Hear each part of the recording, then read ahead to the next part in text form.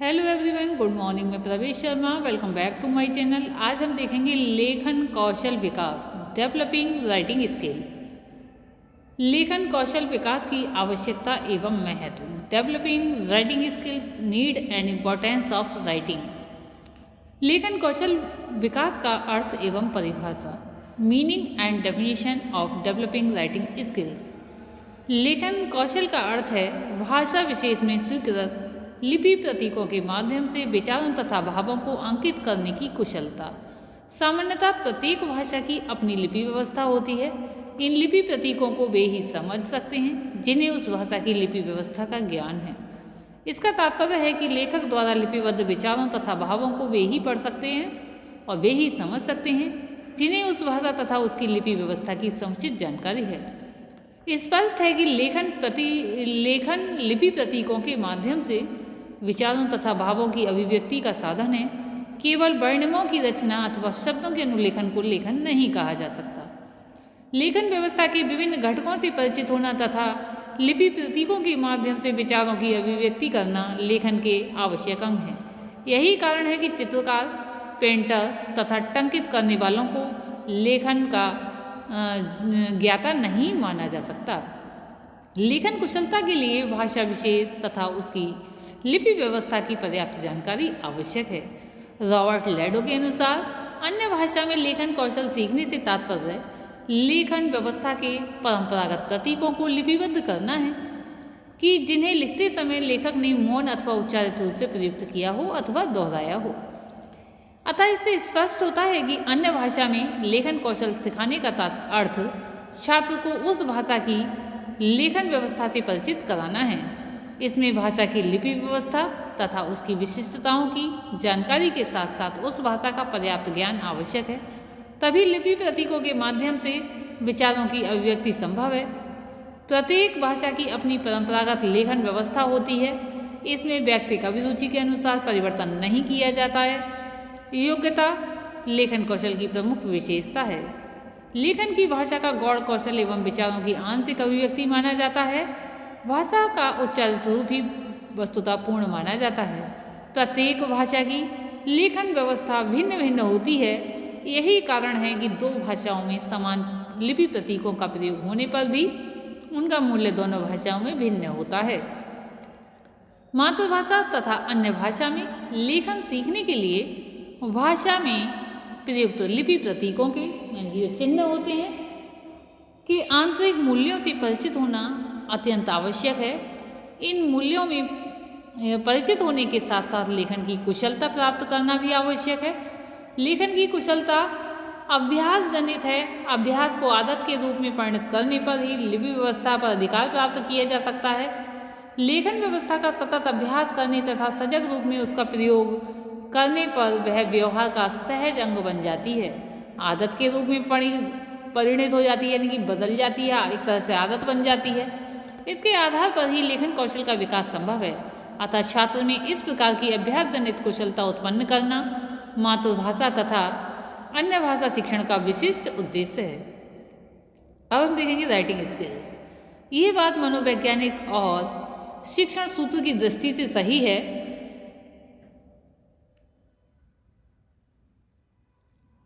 कि बोलने पढ़ने से लिखने की क्रिया अधिक कठिन होती है। यानी कि बोलना आसान होता है क्योंकि अनुकरण के माध्यम से बोल लिया जाता है। फिर दूसरा चीज़ यहाँ पर यह है कि पढ़ना भी आसान हो जाता है, परंतु लिखने में हाथों का प्रयोग होता है, उंगलियों का प्रयोग होता है और जो वर्ण होते हैं वो अलग अलग आकृति के होते हैं। ये बात अलग है कि मैडम मॉन्टेसरी ने इसको सरल मानते हुए पढ़ने से पहले लिखना सिखाने की बात कही है। उनके विचार से लिखने के साथ पढ़ना तो आ ही जाता है, इसीलिए विशेष क्रिया लेखन है। परंतु उनकी ये विचारधारा ना तो व्यवहारिक है और ना ही मनोवैज्ञानिक है। मैडम मॉन्टेसरी ने जो विचारधारा दी है उनकी ना ही तो व्यवहारिक है और ना ही मनोवैज्ञानिक विचारधारा है। इसलिए लिखने से पूर्व पढ़ने की क्रिया पर ध्यान दिया जाना चाहिए, क्योंकि जब व्यक्ति को पढ़ना आता है तो आसानी से लिख पाएगा, वरना एक एक अक्षर को बार बार देखेगा और आकृति को देखता रहेगा और उसके बाद वह अक्षर बनाएगा। वो इससे बहुत टाइम भी लगेगा और थकान का अनुभव भी होने लगेगा। हाँ, ये संभव हो सकता है कि एक ही घंटे में पढ़ाई और लिखाई की शिक्षा दी जा सकती है।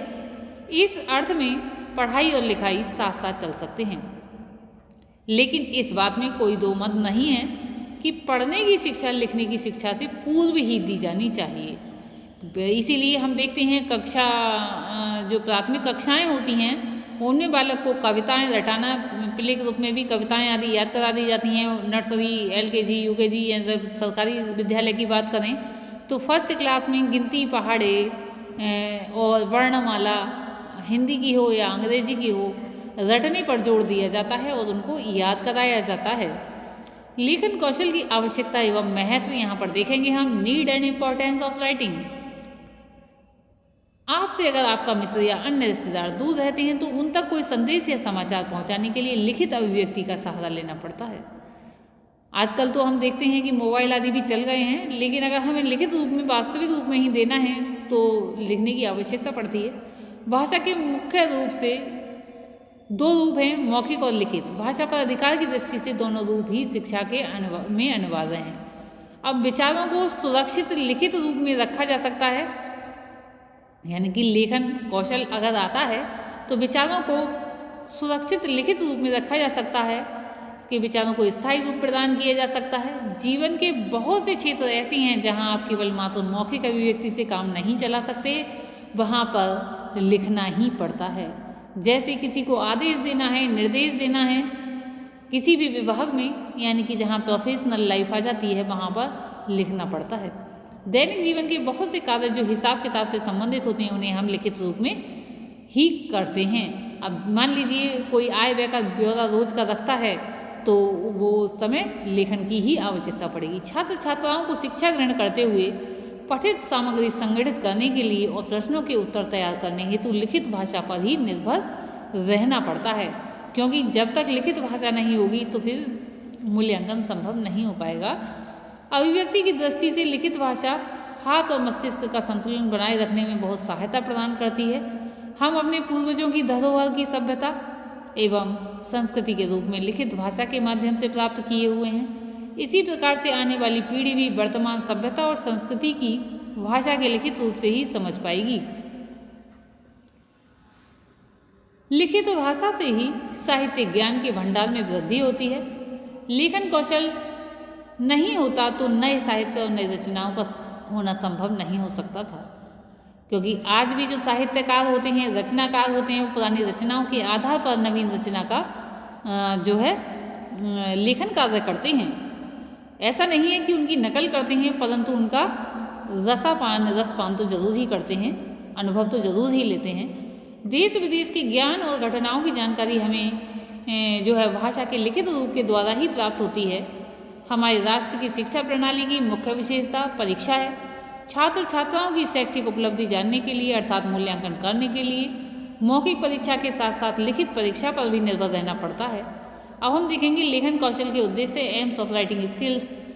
लेखन की शिक्षा के महत्वपूर्ण उद्देश्य इस प्रकार से हैं। बालकों को वर्णों को सही बनावट लिखने का अभ्यास देना, उनको अक्षर विन्यास यानी कि वर्तनी की शिक्षा देना, उनको सुंदर सुडोल लिखना सिखाना, वाक्य रचनाओं के नियमों का ज्ञान कराना, छात्र छात्राओं को आवश्यकता अनुकूलन और प्रसंगानुकूलन, सूक्ति, मुहावरे और लोकोक्तियों का प्रयोग करना सिखाना, छात्र छात्राओं को विराम चिन्हों की स्पष्ट और सही रूप से जानकारी देना, उनको विषय अनुकूल भाषा शैली का प्रयोग करना सिखाना, छात्र छात्राओं को अपने अनुभव और विचारों को तार्किक ढंग से जो है लिखित रूप में प्रस्तुत करने योग्य बनाना, उनकी साहित्य के प्रति रुचि जागृत करना, छात्र छात्राओं को लिखित रूप से विषय सामग्री को अनुच्छेदों में विभाजित करना आना चाहिए, इसलिए भी आवश्यक है। स्पष्ट सुंदर और सुडोल लिखने की आदत का विकास करना, उनमें सावधानीपूर्वक लिखने की आदत का विकास करना, छात्र छात्राओं को हिंदी भाषा एवं साहित्य के प्रति संतुलन एवं स्वस्थ दृष्टिकोण उत्पन्न करना, उसमें सृजनात्मक शक्तियों का विकास कर मौलिक रचनाएं लिखने के लिए प्रेरित करना। लेखन कौशल की विधियाँ। बालकों को लिखना सिखाने के लिए हम किसी भी विधि का प्रयोग कर सकते हैं, लेकिन लिखना सिखाने की विधि का मनोवैज्ञानिक होना आवश्यक है। बालक उसमें रुचि लें और शीघ्रता से सीख सकें। यहाँ तक कि छोटे बालकों को लिखना सिखाने के लिए उनको मनमाने ढंग से चित्र बनाने की स्वतंत्रता देनी चाहिए। ऐसा करना मनोवैज्ञानिक दृष्टि से बहुत उचित है। लिखना सिखाने के लिए जो विधियाँ हैं वे इस प्रकार से हैं। रेखाओं के द्वारा अक्सर ये देखा जाता है बालक जहाँ कहीं भी रेखाएं खींचने के लिए सदैव तैयार रहते हैं। कभी भी सीधी रेखा, कभी तिरछी और कभी घूमी हुई रेखा खींचते हैं। उनकी ये आदत उनको अक्षर लिखना सिखाने के लिए बहुत लाभप्रद सिद्ध होती है। हम यहाँ पर देख रहे हैं, कभी इस तरह से बालक बनाता है, कभी टेढ़ी बनाता है, कभी इस तरह से बनाता है। तो इस प्रकार की जब रेखाएं बनाता है बालक, यानी कि उसके लिए सहायक सिद्ध होती हैं। इसलिए बालकों को रंग बिरंगे चौकों के साथ चौकबोर्ड यानी कि बोर्ड पर छोड़ देना चाहिए, जिससे भी मनमाने ढंग से रेखाएं खींचते रहें।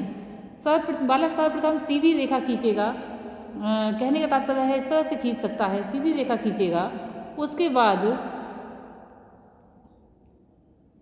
तिरछी रेखाएं खींचता है।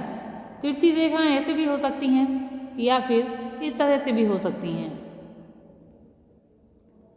दो तिरछी रेखाएं जुड़कर रा का रूप ले लेती हैं। जैसे कि मान लीजिए बालक ने इस तरह से रेखा खींची और फिर इस तरह से, तो जब बालक थोड़ा बड़ा होता है, समझदार होता है, तो इस तरह से रा का रूप लिए रहता है, यानी कि बहुत आसान हो जाता है रा अक्षर बनाना उसके लिए। इस प्रकार मनोवैज्ञानिक ढंग से अपने आप एक अक्षर लिखना आ जाता है। इसके बाद शिक्षक को चाहिए कि वह बालकों को वृत्त, अर्धवृत्त और घुंडियाँ खींचने के लिए प्रेरित करे। इन सभी आकारों का मिलान करके सभी अक्षर बन जाते हैं। जैसे कि बालक इस प्रकार के गोले खींचता है, इस प्रकार के खींचता है, इस प्रकार के खींचता है, इस प्रकार से खींचता है। तो इस प्रकार से क्या है, जब ये वृत्त खींचता है तो बहुत सारे कभी कभी उल्टे सीधे जानवरों के चित्र, मनुष्य के चित्र भी बन जाते हैं। यहाँ पर जैसे कि हम मान लीजिए बालक ने इस तरह से बनाया और इस तरह से निकाल दिया, तो ये क्या है, आकृति जैसी बन गई। इस प्रकार के खेल करवाने का ध्येय बालकों के वो अक्षर लिखना सिखाने में कुशलता प्रदान करना है। बालक के बचपन के खेल उसको अक्षर का बोध कराते हैं। इस प्रकार से इन विधियों से सिखाने में बहुत आसानी रहती है।